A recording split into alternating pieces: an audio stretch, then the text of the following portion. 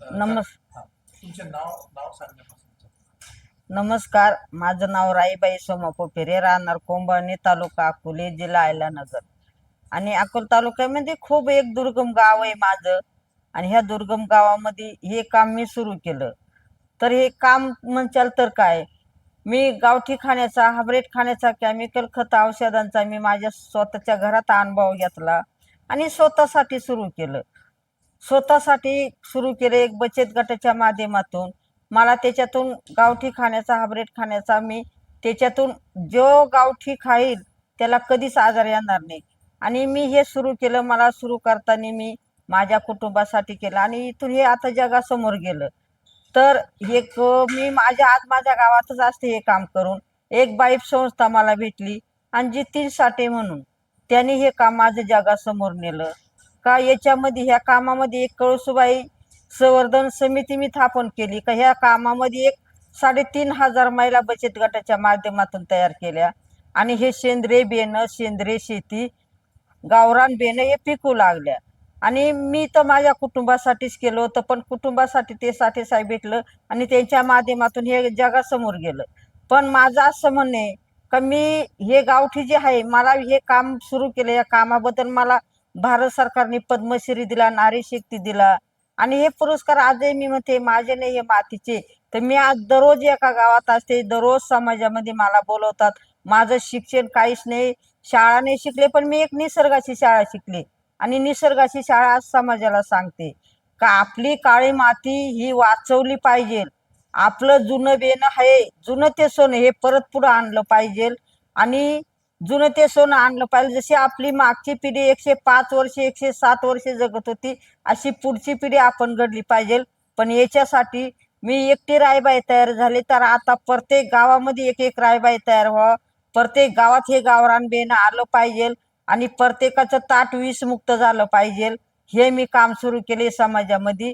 तर ह्या कामामध्ये प्रत्येक गावोगाव एक बीज बँका स्थापन करावी आणि जुनं जे बियाणं आहे हे प्रत्येकाच्या शेतात पिकलं पाहिजे. आता मला तर प्रत्येक ठिकाणी बोलवतात. आज ही एवढी मोठी इथं कॉलेज आहे, ह्या कॉलेज बोलवतात, माझा एक सत्कार करतात. मला खूप अभिमान वाटतो. आणि हा सत्कार मी तर म्हणते माझा नसून ह्या मातीच्याच सत्काराला मला बोलवतात आणि ह्या मातीच्याच कामाला बोलवतात. आता लोक म्हणतात एवढे मोठे पुरस्कार, हे सगळे या काळ्या मातीचे. आणि माझं एक समाजाला, शेतकऱ्याला कळकळीची विनंती आहे, ही काळी आई आपली मात आहे. अन्न देती तुमची आमची सगळ्यांची मात आहे. आपल्याकडं पैसा किती असला तर कोणी खाऊ शकणार नाही. माती चांगली तर अन्न चांगलं, अन्न चांगलं तर आज आपण चांगले.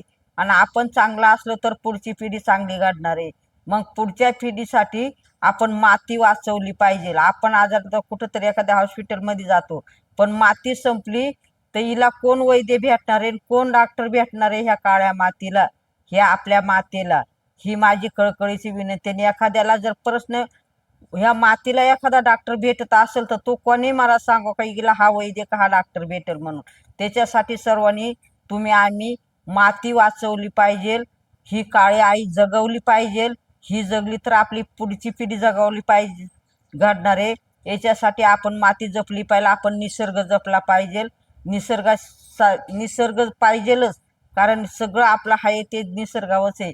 मग आपण निसर्ग वाचवला पाहिजे, गावरान बेणं वाचवलं पाहिजे, गावरान झाडं वाचवलं पाहिजे. आणि गावागावामध्ये बीज बँका तयार झालं पाहिजे. एवढं धन्यवाद. एवढं बोलून माझे 2 शब्द संपवते. माझे नाव डॉक्टर प्रीती टोपणवार. मी JSPM विद्यापीठात इलेक्ट्रॉनिक्स डिपार्टमेंटमध्ये आहे. आजचा आपला हा जो इव्हेंट आहे डिप्नोवा, हा आपण विद्यापीठाचा आज फाउंडेशन डे सुद्धा आहे. तर विद्यापीठाच्या फाउंडेशन डेच्या दिवशी वेगवेगळे उपक्रम, विद्यार्थ्यांच्या भोवताली असणारे, विद्यार्थ्यांच्या उद्यमशीलता वाढवणारे असे वेगवेगळे उपक्रम आपण JSPM विद्यापीठामध्ये घेत असतो. तर फाउंडेशन डेच्या निमित्ताने हा आज एक उपक्रम आपण चालू केलेला आहे. त्याला आपण नाव दिलं आहे डिप्नोवा 2026. It is igniting ideas and inspiring innovations. आणि याची थीम आहे विकसित भारत 2047. हा एक स्टेट लेवलचा प्रोजेक्ट कॉम्पिटिशन आणि पोस्टर कॉम्पिटिशनचा उद्यम आहे. याच्यामध्ये बऱ्याच विद्यार्थ्यांनी पार्टिसिपेट केलं आहे. आज जवळजवळ कॅम्पसमध्ये 1000पेक्षा जास्त विद्यार्थी आणि 100 पेक्षा जास्त प्राध्यापक, प्रिन्सिपल हे बाहेरच्या डिप्लोमा कॉलेजेसमधनं इथे या कॉलेजमध्ये आलेले आहेत. याची सुरुवात आपण अशी केली की आपण ह्याचा फॉर्म फ्लोट केला. जवळजवळ 1000हून जास्त कॉलेजेसकडे, डिप्लोमा कॉलेजेसकडे आपण अप्रोच केलं.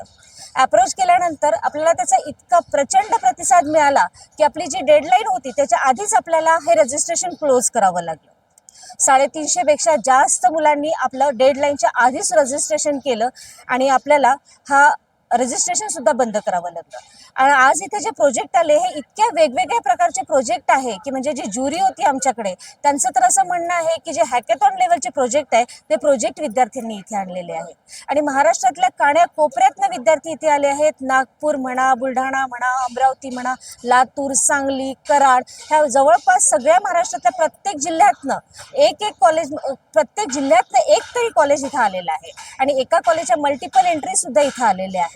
आणि विद्यार्थ्यांनी प्रोजेक्टचं इतकं सुंदर एक्सप्लेनेशन केलंय की इथं आलेले जे आमचे गेस्ट आहेत, ज्युरी आहेत ते सुद्धा विद्यार्थ्यांवर इम्प्रेस झालेले आहेत. अशा प्रकारे हा डिप्लोमाचा जो आपण उपक्रम सुरू केलेला आहे हा अत्यंत चांगल्या प्रकारे आपल्या कॅम्पसमध्ये आज फाउंडेशन डेच्या निमित्ताने पार पडलेला आहे. हे सगळं तुम्ही डिझाईन केलंय. हो, काय याच्या काय मागची करावं लागलं त्याच्यामध्ये? याच्या मागची थॉट प्रोसेस अशी होती